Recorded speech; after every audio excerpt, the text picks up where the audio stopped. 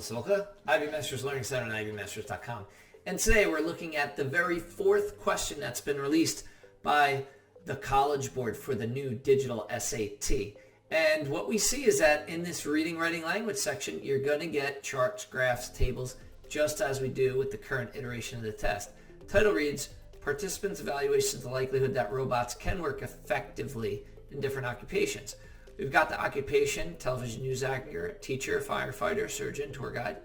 Somewhat or very unlikely, and you see the percents. Neutral, you see the percents. Somewhat or very likely, and you see those percents as well. Make sure you take a second to evaluate the table, the graphic, whatever it may be, before you go look at it to answer the question. That's the biggest mistake students make, is looking to answer the question before they really understand what's going on. Rows on the table may not add up to 100 due to rounding. Thank you. Georgia Tech Robotics, Diaria Bryant and Ayana Howard, along with ethicist Jason Bornstein, were interested in people's perceptions of the robotics competence. They recruited participants and asked them how likely they think it is that a robot could do the work required in various occupations. Participants' evaluations varied widely depending on what occupation was being considered. For example, which choice most effectively uses data from the table to complete the example? Now, notice what it's saying. Participants' evaluations varied widely depending on which occupation was being considered, for example. So we need an example of participants' evaluation varying widely based on the occupation. So in other words, one occupation might have a very high percentage in one of these columns, and one occupation might have a really low percentage in one of these columns. That's what we're looking for. Answer choice A, 82% of participants, and actually you can anticipate the answer. Like highest versus lowest here is tour guide versus surgeon. Highest versus lowest here is also tour guide versus surgeon. So I'm anticipating one of those things being compared. Answer is A, 82% of participants believe that it is somewhat or very likely that a robot could work effectively as a tour guide. We got to make sure that's true. This is somewhat or very likely column.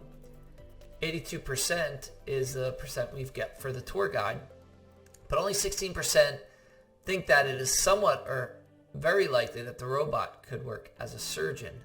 And we've got that there. So those are both true statements, and that does match our prediction. Looks like the answer is going to be A, but we'll look at the other answer choices and see why they're wrong. 47% of participants believe that it is somewhat or very likely that a robot could work effectively as a teacher. Is that true? Yes, we see that number here. But 37% of respondents believe that it is somewhat or very likely that a robot could do so. Very unlikely. And we see that number here, so it's true, but that's saying that there's just a difference in percent between what's somewhat or very likely and somewhat or very unlikely for a particular occupation. It's not even a big difference in percent. That's not what the sentence is leading to in the beginning. Answer C, 9% of participants were neutral about whether robots could work effectively as a television news anchor. And that's true based on the table, which is the same percent as participants who are neutral when asked about robot working as a surgeon. That's also true based on the table. But what we're looking for is variation, not sameness. That's what this says. Varied up top. C is gone. Answer is D. 62% of participants believe that it is somewhat or very unlikely that a robot could work effectively as a firefighter. So we go to firefighter, and somewhat or very unlikely is true, but it's not comparing it to anything at all. We need to compare it to something and to see that difference. So A is going to be your correct answer. Thank you for joining us today. If you like this video, click like. You can share it with someone who's going to be taking this new digital SAT and wants a heads up on what type of questions they're going to get, or if they have trouble with tables in particular. If there's any question you'd like to see answered from any official PSAT or SAT or ACT, leave that in the comments. I'd be happy to shoot a video on it. Click subscribe so you don't miss anything, and check out our 1-minute video on TikTok. Have a great day.